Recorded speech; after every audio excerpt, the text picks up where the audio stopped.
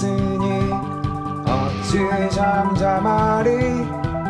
기쁨의 찬송 드리리. 주 내 죄 사했으니 어찌 잠잠하리. 기쁨의 경배 드리리. 주를 향한 나의 사랑 멈출 수 없네. 멈출 수 없네. 주를 향한 나의 사랑 멈출 수 없네. 멈출 수 없네. 나 기쁨에 춤추리. 내 모든 슬픔 바꾸셨네. 나 기쁨에 춤추리. 내 모든 삶 주 안에 있네.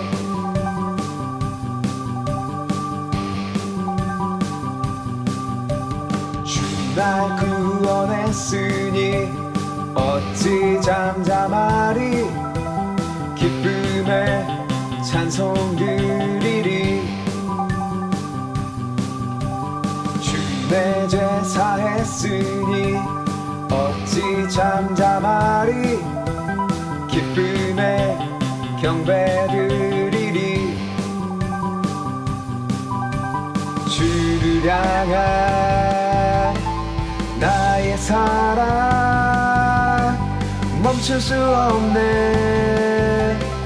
멈출 수 없네. 주를 향한 나의 사랑 멈출 수 없네. 멈출 수 없네. 나 기쁨에 춤추리. 내 모든 슬픔 바꾸셨네. 나 기쁨에 춤추리. 내 모든 삶 주 안에 있네.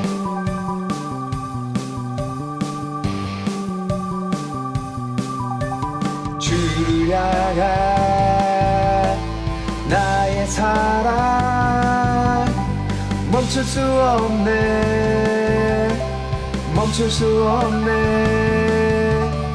주를 향한 나의 사랑 멈출 수 없네. 멈출 수 없네. 나 기쁨에 춤추리. 내 모든 슬픔 바꾸셨네. 나 기쁨에 춤추리. 내 모든 삶 주 안에 있네. 나 기쁨에 춤추리. 내 모든 슬픔 바꾸셨네. 나 기쁨에 춤추리. 내 모든 삶 주 안에 있네.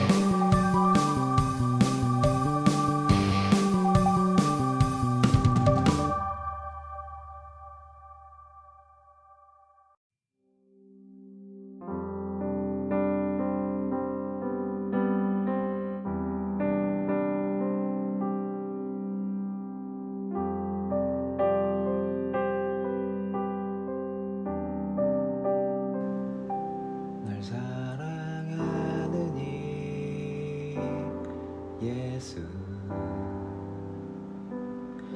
날 바라보느니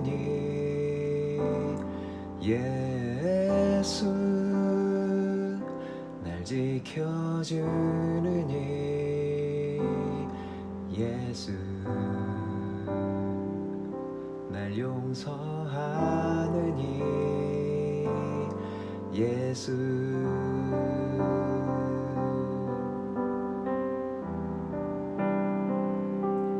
날 사랑하느니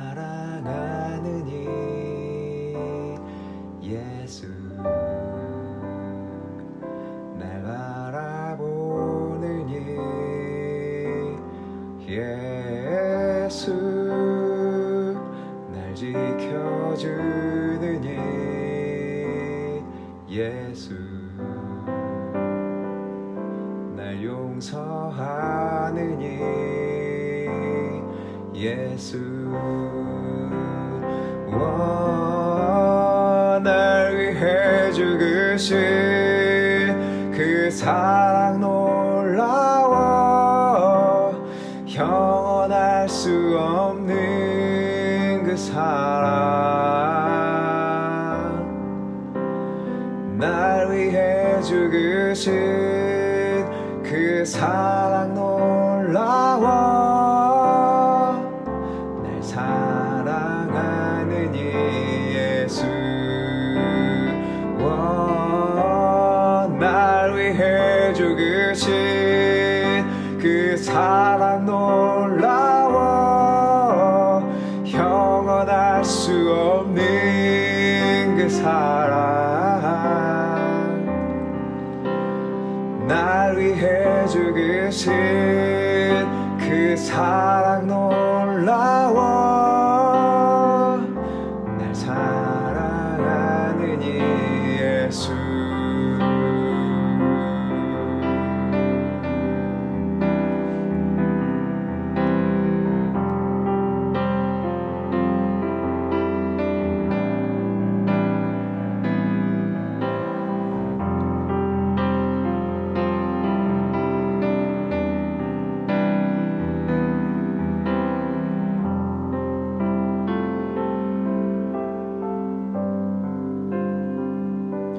날 사랑하느니 예수 날 바라보느니 예수 날 지켜주느니 예수 날 용서하느니 예수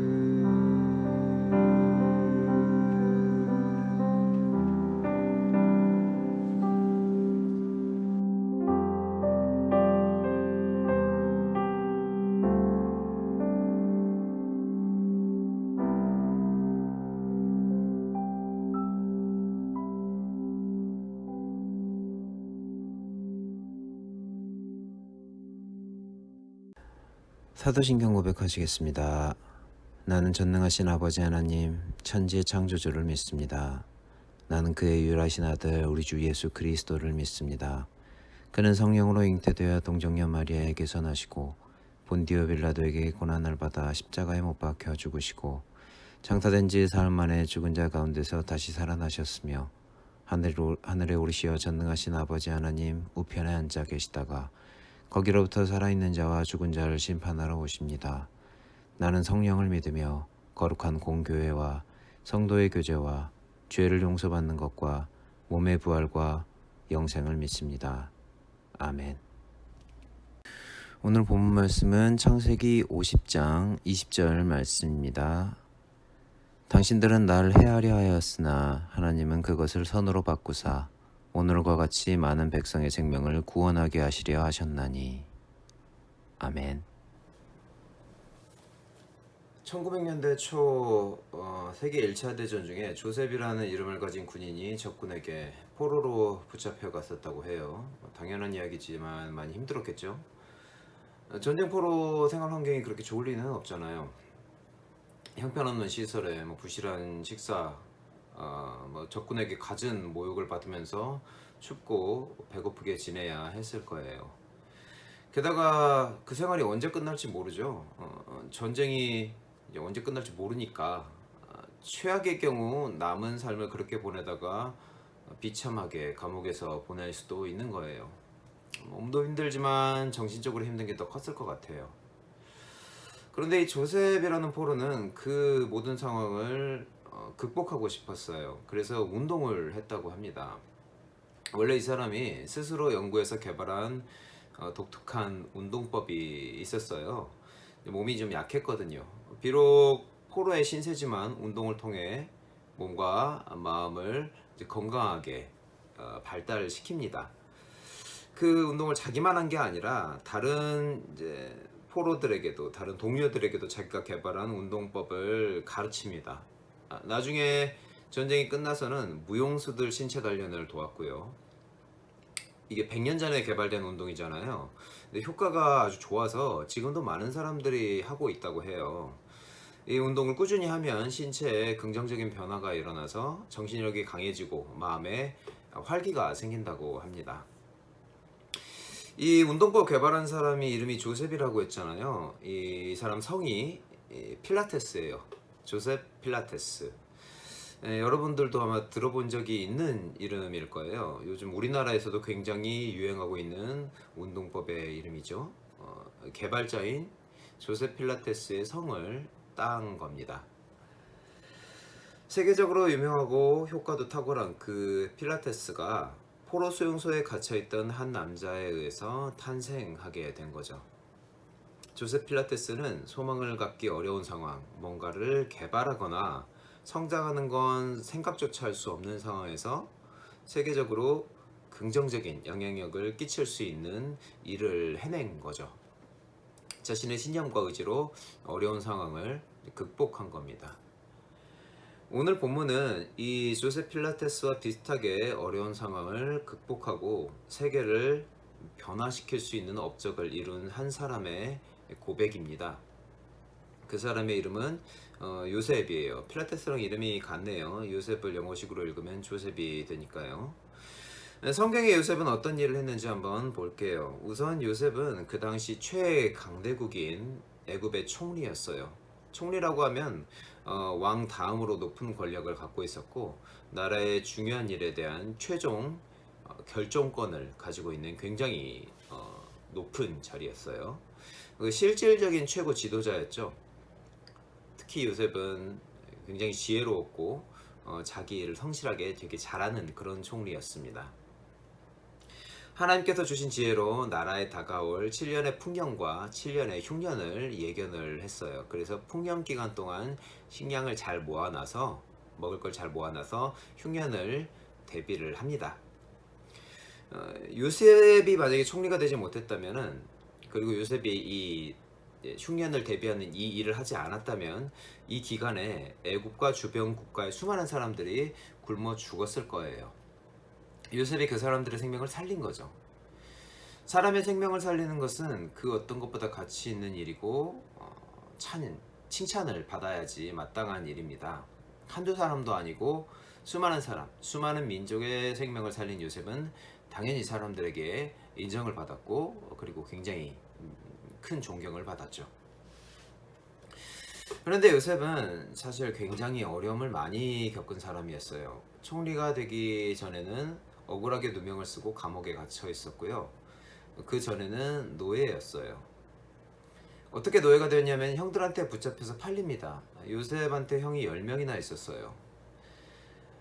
그런데 이 아버지가 요셉을 제일 사랑했다고 합니다. 형들은 당연히 질투를 했겠죠. 그래서 그 시기심에 요셉을 다른 나라 사람들에게 노예로 팔아버립니다.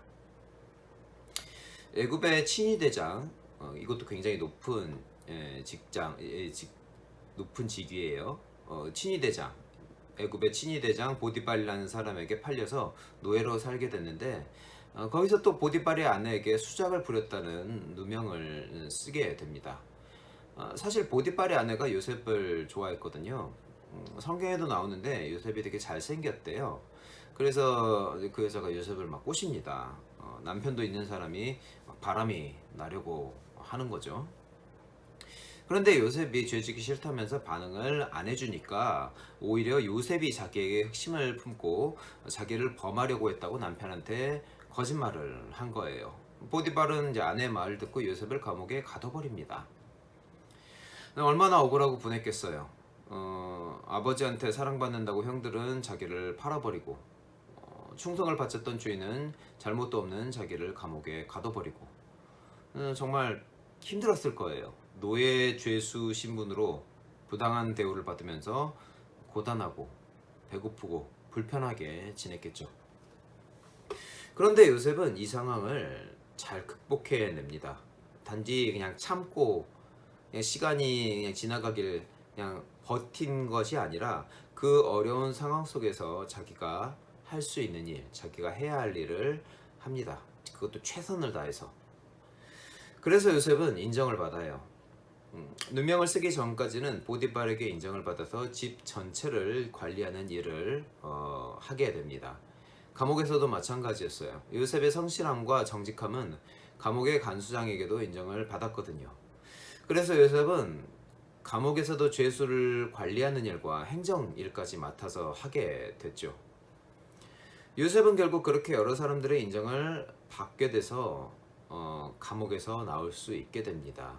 감옥을 나온 뒤에는 왕을 만나게 되고 그 만남을 통해 애굽의 총리가 돼요. 요셉은 어떻게 그 모든 어려움을 극복하고 수많은 사람의 생명을 살리는 위대한 일까지 할 수 있었을까요? 요셉에게는 하나님에 대한 믿음이 있었습니다. 요셉이 겪은 어려움을 생각하면 하나님에 대해 의심하고 불평을 할 법도 해요. 하나님이 정말 계시는 걸까? 만약에 하나님이 계시다면 나한테 왜 이러시는 걸까? 하지만 요셉은 끝까지 하나님을 믿었어요. 보디발의 아내가 자신을 유혹할 때 요셉은 이야기합니다. 내가 하나님께 죄를 지을 수 없습니다. 애굽의 왕을 만날 때도 하나님에 대해서 이야기를 하죠. 하나님께서 왕의 문제를 해결해 주실 겁니다. 왕이 지금 고민하고 있는 문제를 풀어 주실 겁니다. 오늘 본문에서는 자기를 노예로 팔아버린 형들에게 이렇게 이야기를 하죠. 형들은 나쁜 마음으로 나를 팔았지만 하나님께서는 그 나쁜 것을 좋은 것으로 바꾸셨어요. 그리고 이렇게 많은 사람들의 생명을 구원하셨네요. 사람은 누구나 살면서 어려움을 겪어요. 믿는 사람도 마찬가지죠. 병에 걸릴 수도 있고 억울하게 누명을 쓸 수 있어요. 사고를 당하거나 이유 없이 미움을 받게 될 수도 있습니다.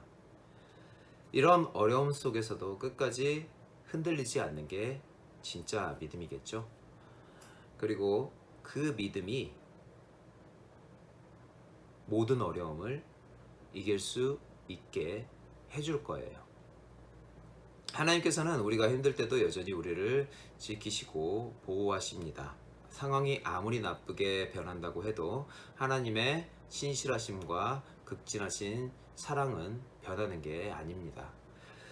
우리 믿는 사람들도 감정이 있어요. 부당하게 어려움을 겪으면 화나고 슬프고 분한 마음이 드는 건 어쩔 수 없겠죠. 하지만 어떤 상황 속에서도 하나님에 대한 믿음만큼은 꼭 붙들 수 있어야 하겠습니다. 왜 하나님께서 이런 나쁜 상황을 나에게 허락하시는지 이해가 안 될 수도 있어요. 하나님께서 끝까지 그 이유에 대해서 알려주지 않으실 수도 있고요. 그래도 믿어야 합니다. 그 믿음을 붙들고 지금 나에게 주어진 삶을 성실하게 그리고 정직하게 살아내야 합니다. 우리가 끝까지 믿음을 잃지만 않는다면 결국에는 하나님께서 이루시는 선한 일을 보게 될 거예요. 오늘 본문에 나온 요셉의 고백을 잘 기억해 두시길 바랍니다. 지금 분명 어려움을 겪고 있는 친구들이 있을 거예요. 지금이 아니더라도 앞으로 겪게 될 수도 있고요. 우리 공동체 친구들이 믿음으로 그 모든 어려움을 잘 극복하고 결국에는 요셉처럼 하나님의 일하심을 경험하고 고백할 수 있기를 바랍니다. 우리 이 시간 우리 말씀을 적용해서 기도하는 시간 갖겠습니다. 사랑과 은혜가 풍성하신 하나님 아버지, 이 시간 또 말씀을 통하여서 우리에게 지혜를 주시고 깨닫게 하심에 감사를 드립니다. 우리가 어려움을 겪을 때 하나님에 대해 의심하고 하나님에 대해 불평할 때가 있습니다. 우리들이 어떤 어려움을 겪더라도 그래도 하나님에 대한 믿음, 하나님의 신실하심과 하나님의 사랑, 그리고 하나님의 정의에 대한 믿음이 절대 떨어지지 않게, 흔들리지 않게 늘 붙잡아 주시옵소서. 믿음으로 승리하게 하여 주시옵시고 믿음으로 모든 어려움을 잘 극복할 수 있는 주의 백성들 될 수 있도록 늘 함께 하여 주시옵시고 이끌어 주시옵소서. 감사드리며 이 모든 말씀 살아계신 예수님의 이름으로 기도드립니다. 아멘. 주기도문으로 모든 예배 순서를 마치겠습니다. 하늘에 계신 우리 아버지, 아버지의 이름을 거룩하게 하시며 아버지의 나라가 오게 하시며 아버지의 뜻이 하늘에서와 같이 땅에서도 이루어지게 하소서. 오늘 우리에게 일용할 양식을 주시고 우리가 우리에게 잘못한 사람을 용서하여 준 것 같이 우리 죄를 용서하여 주시고 우리를 시험에 빠지지 않게 하시고 악에서 구하소서. 나라와 권능과 영광이 영원히 아버지의 것입니다. 아멘.